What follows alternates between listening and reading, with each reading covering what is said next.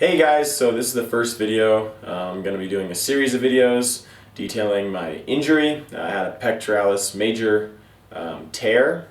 Then I had surgery, and I'm going to be talking about my recovery, what I did, the sling issues I ran into, all sorts of things like that. But this first video, it's basically an introduction. I'm going to talk about myself, my sports history, my surgery, how the injury occurred, and that kind of thing. So my name is Brandon Todd. I'm 22 years old. I weigh 170 pounds and I'm 5'10".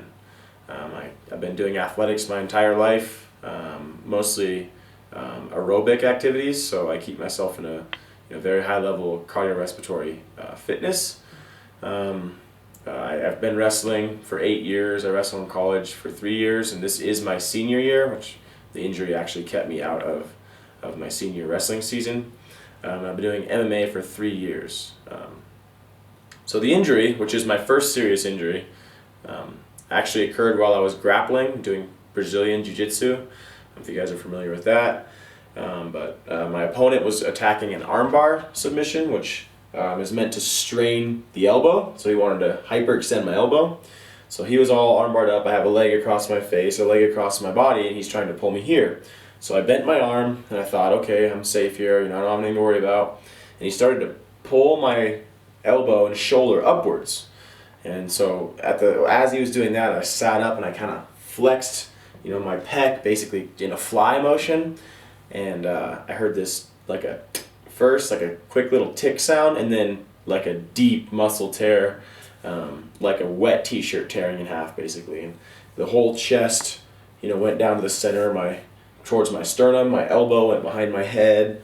My poor practice partner, freaked out. Oh my gosh!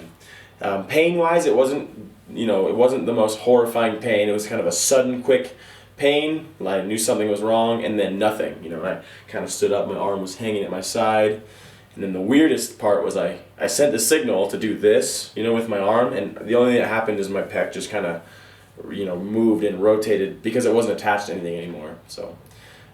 It's a rare injury. There's 3 ways to tear a pectoralis major. I did it the best way, which is tearing the tendon off of the humerus bone. I'll talk about that in a second. So the first way is you can tear the pec off of the sternum here. It has a sternal attachment. So if this is your sternum, so your pec kind of thins out and attaches to the side of the sternum. So if you tear that away, there's nothing they can do. They can't suture it back to your sternum, so they just tell you basically you got to live with it and you got to do lots of PT and stuff like that. The second way is you can tear the muscle belly. So let's say this is my pec here, and I rip it right in half, and you basically have a bunch of muscle fibers like spaghetti strings, they say, and you can't sew those back together. So they just same thing. It scars down, and they tell you, sorry, there's nothing we can do. Make the best of what you got. And then the last way, which is the best way as far as recovery goes to tear a pec major, is that you tear the tendon off of the lateral lip of the bicipital groove on the humerus. I'm going to use a lot of anatomical terms. It's because I'm an exercise science major at Washington State University, and this is actually part of an internship. So you try to follow along. You can look them up if you want, but I'll try to explain what I'm talking about as I'm going. So basically, you have a groove right here that your biceps runs through, and your pec major, which is your big chest muscle, attaches to the outside of that. So I tore my tendon, which is your muscle. So let's say this is your pec. It kind of becomes a white tendon as it attaches to your humerus, probably about the width of your fingers. So I tore that off. Right off the bone, off that lateral lip of the bicipital groove, and then it kind of resected into my chest. I had surgery 2 weeks later. It's very important. The biggest things are that for the best recovery is that youth, and I had that on my side. I'm 22. The surgeon that you have repair it.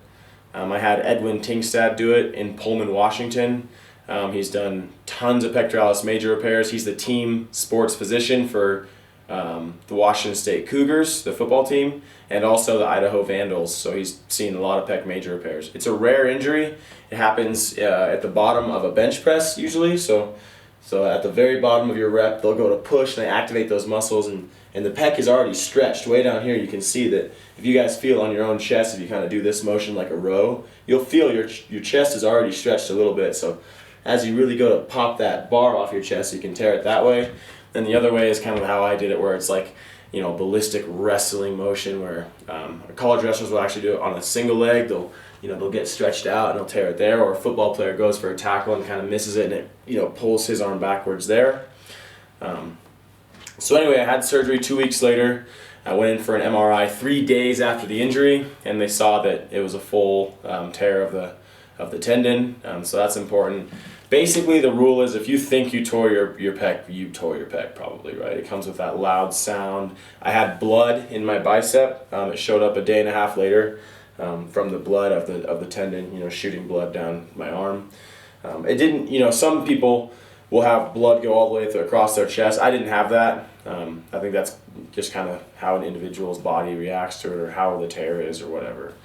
I'm not sure about that. But so then I was in a sling for 6 weeks, and we'll talk about that next time.